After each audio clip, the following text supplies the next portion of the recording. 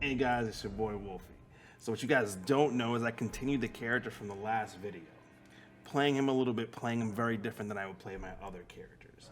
Kind of going strength. But while doing this, I was experimenting with things that I never played around with. So consumables and bow and arrow and all the other nonsense.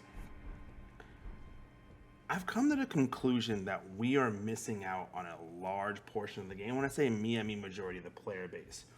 Because we get into a little comfort zone and we only play that way the whole time. And we run into a lot of problems and we call the game cheap, etc., etc.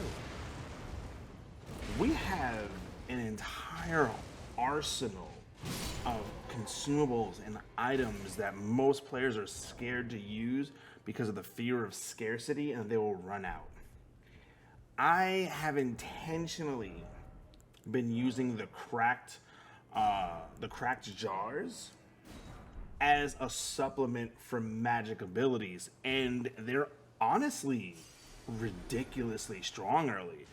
And I can only imagine they get better late game when you have status effects like poison and ride and all the other nonsense. As far as like the early game goes, I have so many butterflies and mushrooms, I've just been using them on every difficult enemy I run into, including bosses. If I'm ever in a situation where I feel like a couple grenades will kill somebody, I just throw some jars at people. I've been using them all the time and I still have over 50 and 60 like consumables to use. It's actually kind of nuts.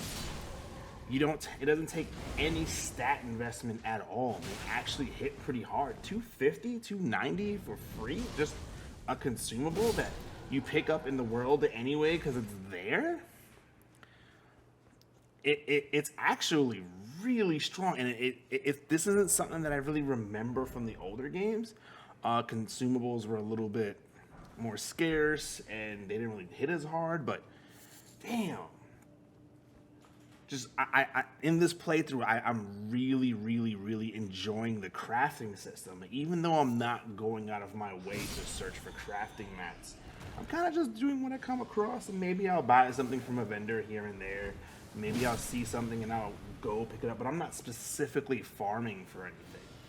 And I just want to bring attention to these consumables, these fire jars, these sleep jars. Sleep jars are awesome. If you get like jumped by multiple people, you can throw a sleep jar and all of a sudden they all fall to the floor. You can either do a critical strike on them if you have a hard enemy, or you can separate them and take the enemies out one by one. These jars are amazing. They have CC, they have status effects, they have damage, they have utility. And you can do them on the fly. This completely opens a whole new like play style for me. I'm gonna just let some gameplay footage go through about me just naturally using it and just show you guys. Again, this is an early game character. I'm in the beginning of the game. I've literally only finished Limegrave and the southern area. Obviously, I'm walked around a bit to pick up Radagon's seal, and I got the giant two-handed sword while I was in Khaled.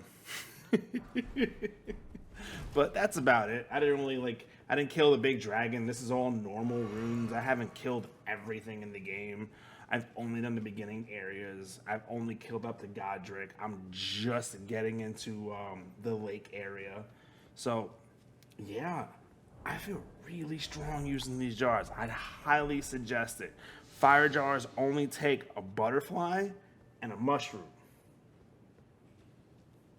I would highly suggest buying cracked jars from every vendor you see if you can afford it and picking them up.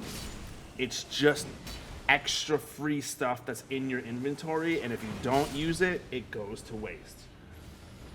I'm just saying Elden Ring isn't as hard as you think it is. The game has options. It gives you options. It begs you to use the options, but we just don't use the options because we got the almighty right button. Anyway, hope you guys like this. Try these little consumables out. Try these little jars out. Yo, they changed the way I saw the game. Anyway, I'm going to see y'all later. Enjoy the rest of the gameplay. Deuces.